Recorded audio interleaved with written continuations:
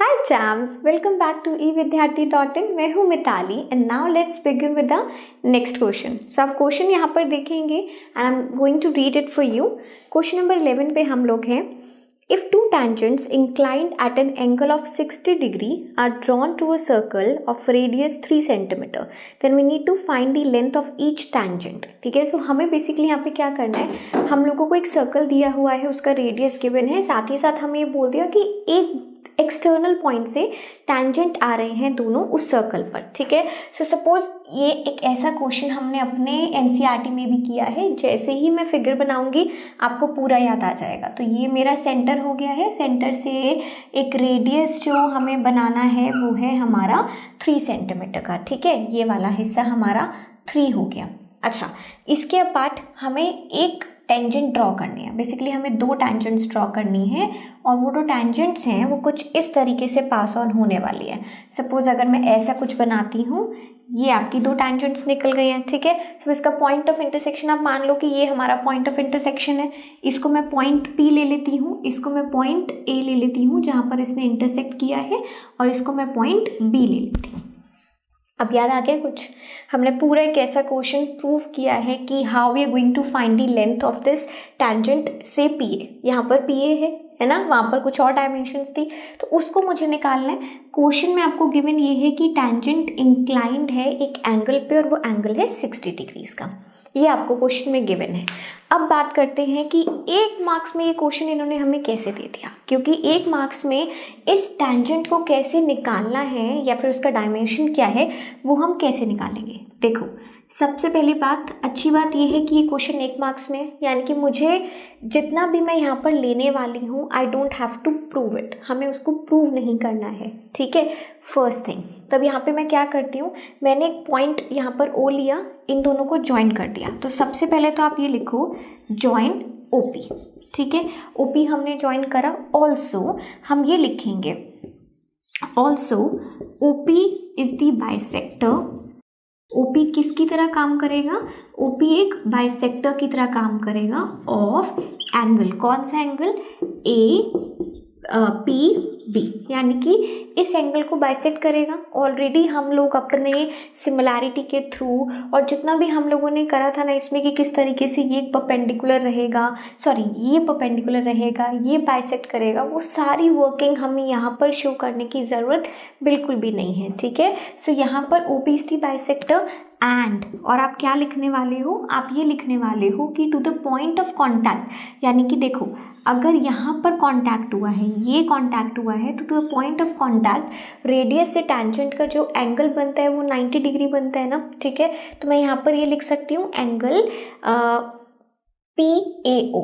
ठीक है, एंगल, या फिर ऐसे लिखते हैं इसको, चलो P से ही लिखते हैं, PAO is equals to angle. आप चाहते हो तो ये भी लिख सकते हो। देखो B हमारा ये वाला पॉइंट ऑफ कांटेक्ट अगर हम ले लेते हैं तो ये भी आपका 90 डिग्री हो जाएगा। तो PBO is equals to angle PBO which is equals to 90 degree. Y?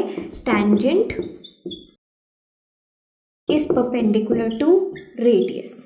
ठीक है, टैंजेंट रेडियस से परपेंडिकुलर होती है कहाँ पे? At the point of contact. If you want मैं ये भी लिख देती हूँ, at the point of contact. ठीक है, चलो ये भी काम हो गया।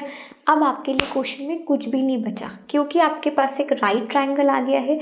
अगर हम कंसीडर करें अपना ट्राइंगल, कौन सा ट्राइंगल कंसीडर करें? देखो PAO। ठीक है, चलो अब इसको कंसीडर करते हैं। अगर मैं अपना ट्राइंगल PAO कंसीडर करती हूँ तो यहाँ पर मेरे को एक 90 डिग्री का एंगल मिल गया। ये मेरा बेस हो गया, PA is the base, this is the perpendicular, यानी कि AO क्या है? परपेंडिकुलर है, और PO क्या है? हाइपोटेनस है। तो आपको पता है ना कि अगर हम एक टैन लगाना चाहते हैं, यानी कि कोई भी अगर हम ट्रिग्नोमेट्री रेशियो लगाना चाहते हैं, so I could go with tan of what angle? मुझे आप ये बताइए, ये कितना एंगल है? This is going to be 30 degrees. How? Because OP is the bisector of angle APB।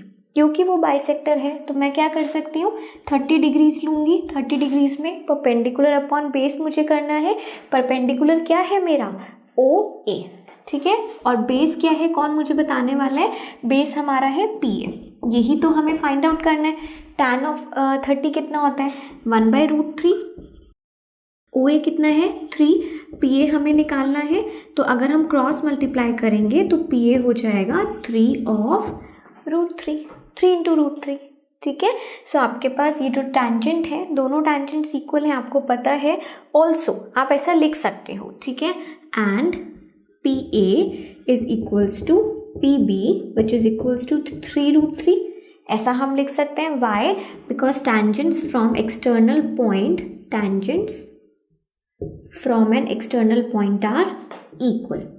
कोई भी टेंजेंट अगर आप एक एक्सटर्नल पॉइंट से लोगे तो वो क्या होती हैं, वो इक्वल होती हैं। तो बस आप ये देखो कि जो हमारी सर्कल की बेसिक थ्योरम्स है ना, इस क्वेश्चन में उसको हमने इस्तेमाल करा है, लेकिन हमें 1 मार्क्स के क्वेश्चन में कोई वर्किंग ज़्यादा नहीं दिखानी है। Just we need to know, हमें सिर्फ इतना पता होना चाहिए कि हम जो भी लिख रहे हैं आप उसका एक स्टेटमेंट वहाँ पर लिख दें, दैट्स इट। ठीक है, सो आपकी PA यहाँ पर कितनी आ चुकी है, that is going to be your 3√3।